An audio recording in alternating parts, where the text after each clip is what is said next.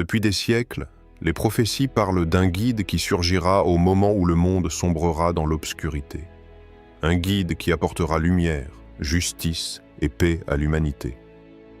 Mais ce retour ne serait-il pas lié à un secret profondément enfoui dans une terre particulière? Une terre marquée par l'histoire, la foi et la résistance, l'Algérie. Aujourd'hui, nous allons plonger dans les mystères d'une nation méconnue, mais peut-être choisie. Un peuple silencieux, dont le rôle pourrait dépasser ce que l'on imagine. L'Algérie détient-elle vraiment la clé cachée du retour du Mahdi? Prépare-toi à un voyage entre histoire, spiritualité et prophétie, pour réveiller ta conscience et questionner ton cœur. Un peuple marqué par la prophétie. Au cœur du Maghreb, là où le sable rejoint les vagues de la Méditerranée, une terre s'élève entre silence et tempête. L'Algérie. Un nom qui résonne avec force et mystère. Mais derrière ces reliefs accidentés, ces villages figés dans le temps et ces peuples fiers, une question plane comme un souffle venu de l'invisible. Et si cette nation portait en elle une clé oubliée? Une clé qui ouvrirait la porte du retour du Mahdi, le guide attendu par les cœurs éveillés? L'histoire de cette terre est une prière gravée dans la douleur. Colonisée, divisée, blessée, mais jamais brisée. Chaque pierre de ce pays a été témoin de larmes silencieuses et de prosternation dans l'obscurité. Ce n'est pas seulement un pays, c'est une mémoire vivante, un cœur palpitant d'espoir sous les cicatrices. Et dans les coins reculés, dans les zaouïas effacés du monde moderne, des voix discrètes murmurent « L'Algérie n'est pas qu'une nation, c'est une préparation, une gestation spirituelle. » Ce peuple, souvent ignoré ou réduit à des clichés, a traversé l'humiliation sans perdre sa foi. Lorsqu'on lui a arraché ses terres, il s'est réfugié dans le Dikr. Lorsqu'on a voulu effacer sa langue, il a gravé la mémoire dans ses poèmes. Et quand tout semblait perdu, il s'est accroché à l'invisible. Et voici que résonne ce verset comme une promesse faite à ceux qui souffrent sans faiblir. Et nous voulions favoriser ceux qui avaient été opprimés sur la terre, et en faire des dirigeants et en faire les héritiers. Sourate Al-Qassas, verset 5, est-ce une coïncidence que ce verset parle d'un peuple opprimé? Est-ce un hasard si ce verset a été souvent récité dans les prisons coloniales, dans les grottes des résistants, ou dans les ruelles d'Alger au parfum de cèdre et de souffrance? Non. Il y a ici une direction, une orientation. Et si Allah avait préparé un peuple dans le silence, dans l'injustice, dans l'effacement? Imagine un instant. Chaque génération algérienne formée dans la douleur, chaque mère priant dans le noir, chaque moudjahid tombé sans peur. N'était-ce pas un tissage sacré? Un long processus divin, imperceptible, mais précis? Allah, quand il prépare, le fait sans hâte. Et les peuples qu'il choisit pour les grandes missions sont d'abord brisés, puis reconstruits avec lumière. Histoire inspirante. Un ancien savant, soufi d'Alger, retiré dans une zaouïa oubliée du Djurdjoura, racontait souvent une vision qui hantait ses nuits. Il disait « Une nuit, entre veille et sommeil, je vis un homme en blanc. Son visage était caché par une lumière douce. Il me prit la main et m'emmena sur un mont. C'était l'Aurès. Là, le vent soufflait comme un chant ancien. Il me dit « Écoute, car ici, la voix du temps parlera à nouveau. » À son réveil, il sut que ce n'était pas un rêve ordinaire. Depuis ce jour, il pria chaque nuit pour que les jeunes du pays n'abandonnent pas leur foi, car il disait « Le peuple qui endure sans se corrompre, Allah le façonne pour porter un secret. » Et toi, qui écoutes, t'es-tu déjà demandé pourquoi ce peuple continue de vivre avec autant de feu dans le cœur, malgré les trahisons, les crises et les silences du monde? Pourquoi, alors qu'il pourrait se perdre, il revient toujours vers sa spiritualité, vers ses montagnes, vers ses prières. Pourquoi les anciens continuent-ils de dire que le désert parle encore, que la nuit tombe mais ne s'éteint jamais vraiment sur cette terre? Et si la réponse se trouvait dans cette attente sacrée? Et si, quelque part, dans une maison isolée ou une mosquée oubliée, quelqu'un priait déjà pour un retour glorieux, non pas pour la gloire terrestre, mais pour la restauration d'un ordre divin, d'un temps guidé par un homme choisi par Allah? L'Algérie, un nom chargé de sang, de promesses, et peut-être d'une mission encore cachée. 2. Le silence du désert cache-t-il la vérité? Ferme les yeux un instant. Imagine un voyageur, seul au milieu du Sahara algérien. Le sable s'étend à perte de vue, brûlant de jour, glacé de nuit. Mais lui, il n'a pas peur. Il ne cherche ni oasis pour sa soif, ni trésor pour sa richesse. Il cherche un signe. Ce n'est pas un fou, c'est un éveilleur. Quelqu'un que le monde moderne appellerait étrange, mais que les anciens reconnaîtraient comme un chercheur de vérité. Il marche sans direction apparente, mais avec une conviction enracinée au plus profond de son âme. Cette terre murmure quelque chose. Le désert, ce n'est pas un vide. C'est un livre sacré sans lettres. C'est une parole silencieuse. Il ne parle pas avec des mots, mais avec la patience. Et dans son silence, des vérités anciennes se réveillent. Depuis des siècles, certains maîtres spirituels ont dit que les grands changements naissent dans les lieux les plus oubliés. Le désert, disent-ils, est la matrice de la transformation. Le Mahdi, le guide attendu, selon certaines traditions ésotériques islamiques, passerait par une terre aride, isolée, mais formée pour l'éveil, une terre qui enseigne par l'épreuve.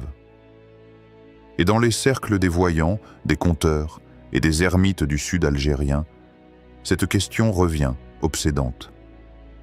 Et si c'était ici? Et si les grandes destinées ne naissaient pas dans les capitales, mais dans le silence du sable? Il y a un mystère qui entoure le sud algérien. Insalar, Tamanrasset, Djanet, ce ne sont pas seulement des lieux, ce sont des portails, des endroits où le monde visible et l'invisible se croisent. Là où les montagnes semblent parler, là où la lune descend plus bas pour écouter les prières, là où des hommes prient seuls, loin des réseaux, loin des projecteurs, mais si près de l'essentiel. Et ce verset nous vient à l'esprit comme un murmure divin. Ceux qui croient et émigrent pour la cause d'Allah et combattent dans le sentier d'Allah avec leurs biens et leurs personnes, auront la plus haute situation auprès d'Allah. Sourate At-Tawbah, verset 20. Ceux qui émigrent intérieurement ou extérieurement vers la lumière. Ceux qui combattent sans armes, mais avec leur patience, leur foi et leur sincérité. Et si ces gens-là étaient déjà là, préparés sans savoir pour la grande mission? Pose-toi cette question. Pourquoi ces régions, souvent délaissées par les médias et les politiques, continuent-elles à respirer une foi authentique, pure, presque intacte? Pourquoi trouve-t-on encore dans ces endroits des visages illuminés par la prière, des voix qui récitent le dhikr dans la nuit noire, et des regards qui semblent avoir vu au-delà? Petite histoire. Un vieux Touareg d'Insalah racontait à ses enfants, autour d'un feu tremblant, une histoire que peu oser en contredire. Un soir, alors que le vent caressait les dunes comme une prière, un homme est venu. Il ne parlait presque pas. Il avait un regard immense, profond, comme un puits sans fond. Il campa près de notre village. Il pria toute la nuit, sans dormir, et au matin, il avait disparu. Mon grand-père disait de lui: ce n'était pas un homme ordinaire. Il venait du futur, ou du destin. Depuis ce jour, ce vieux Touareg dit à chacun de ses petits-enfants: Lorsque le vent souffle à travers les montagnes, écoute, peut-être que cet homme parle encore. Et si ce voyageur mystérieux n'était que l'un des nombreux messagers du destin, préparant le terrain pour quelque chose de plus grand? Et si, dans le silence du désert, Allah formait les 313 compagnons, ceux qui marcheront avec le Mahdi dans la lumière de l'aube nouvelle? Et si certains de ces hommes et femmes vivaient déjà là, inconnus du monde mais reconnus par les cieux? Le désert algérien n'est pas vide.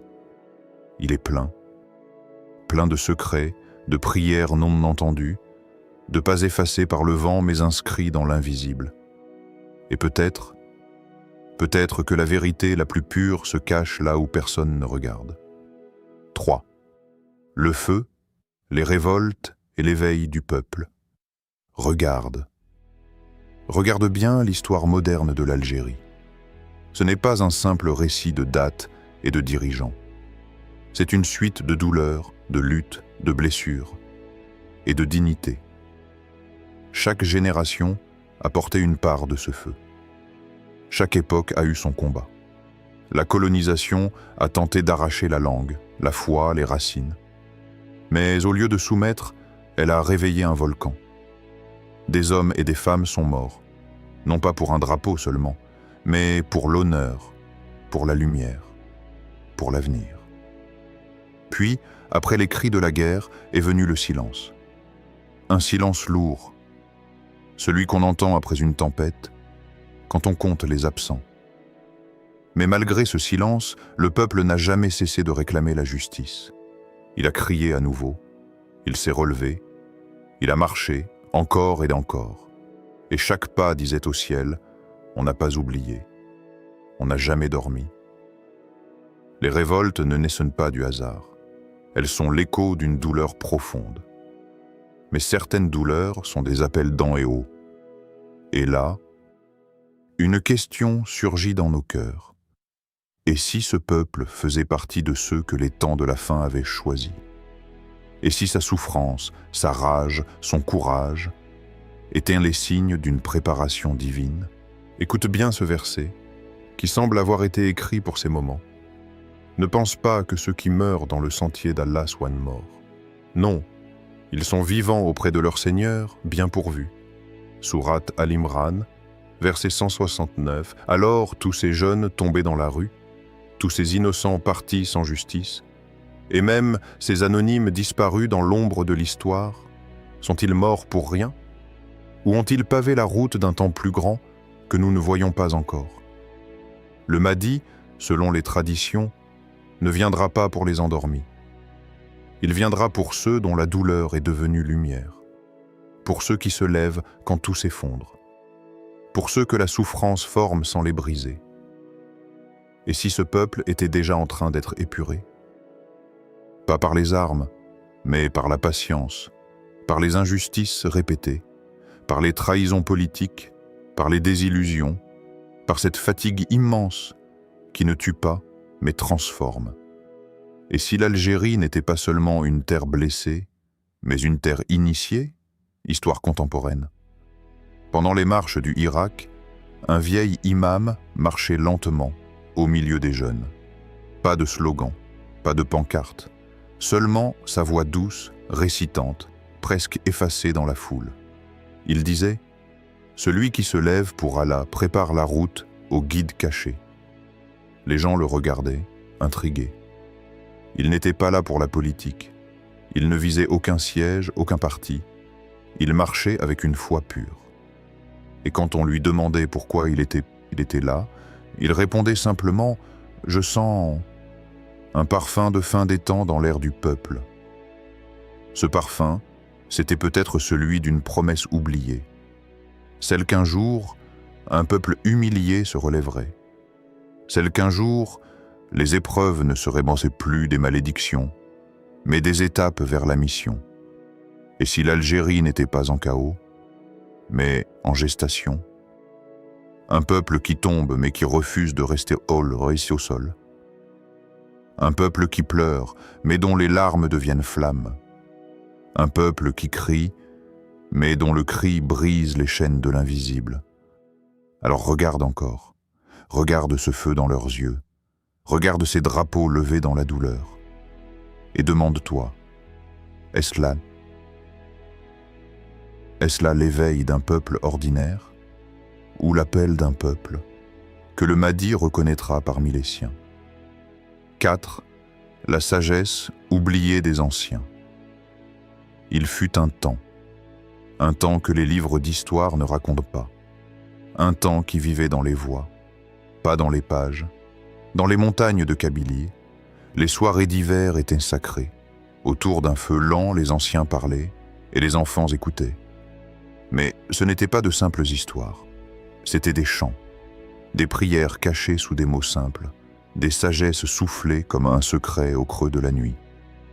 Ils racontaient qu'un jour, l'humanité s'éteindrait de l'intérieur, que les cœurs deviendraient froids, les âmes perdues, les dirigeants aveugles, et qu'alors, dans ce tumulte, se lèverait un homme que la lumière précéderait, un homme attendu depuis les origines. Mais ce n'est pas ce récit-là qui marquait les enfants.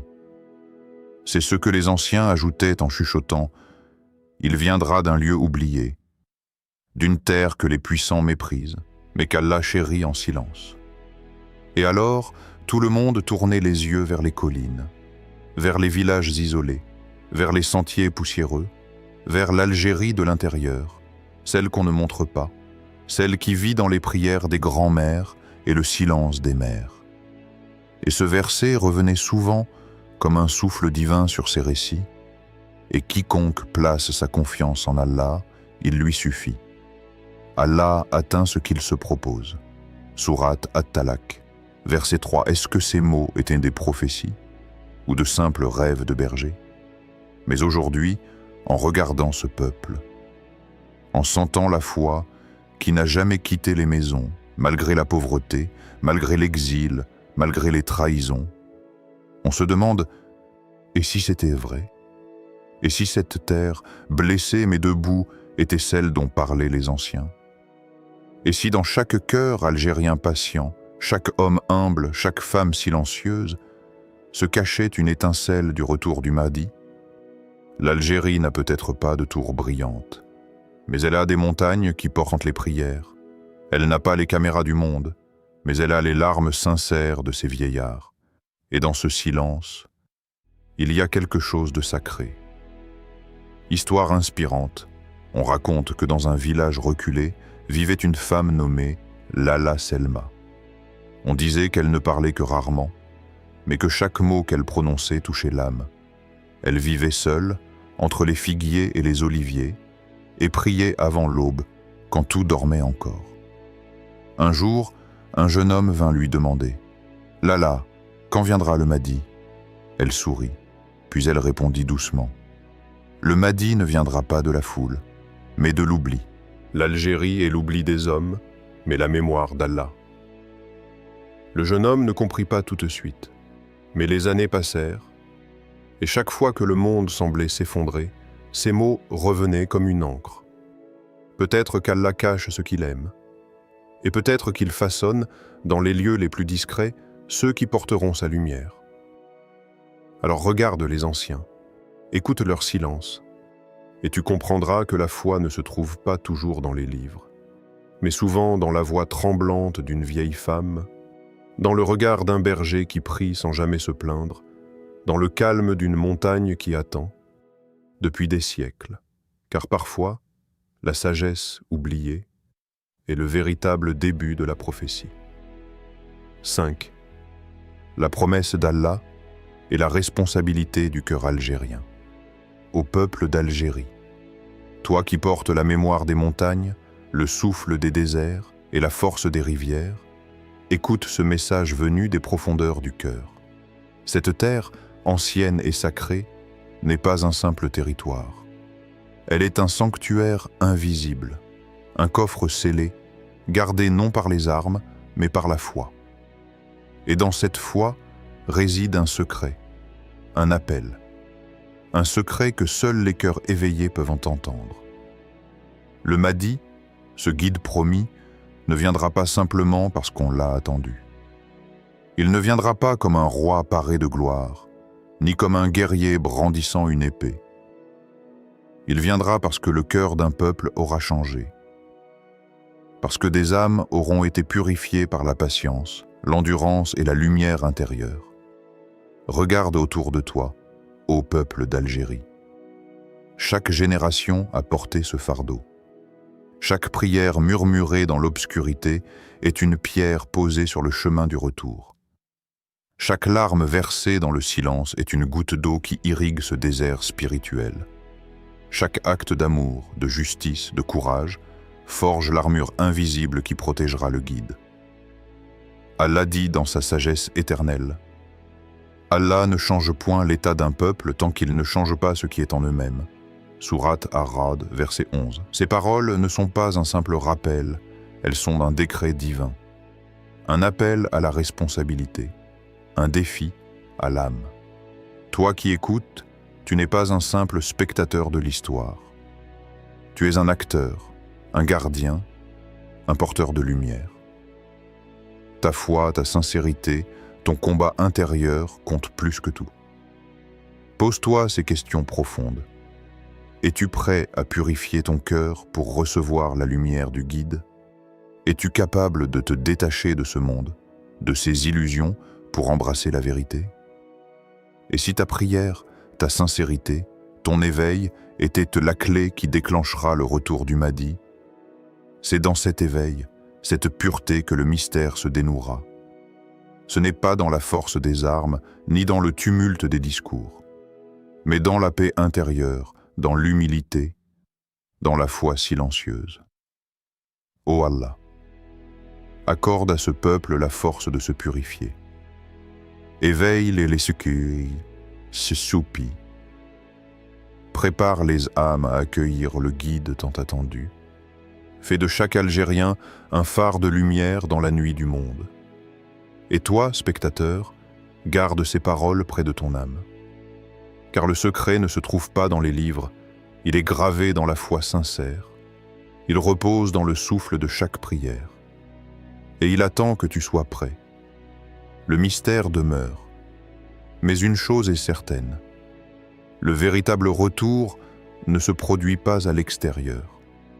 Il commence dans le cœur des hommes et des femmes prêts à changer, à se purifier, à s'éveiller. L'Algérie, avec ses blessures et sa foi, pourrait bien être cette clé silencieuse que le destin a forgée dans l'ombre. Alors, à toi qui as écouté jusqu'ici, la question demeure: es-tu prêt à ouvrir ton cœur et à préparer le chemin du guide? Car le Mahdi ne viendra pas à ceux qui l'attendent passivement, mais à ceux qui se préparent avec sincérité. Que la paix et la lumière accompagnent ton chemin.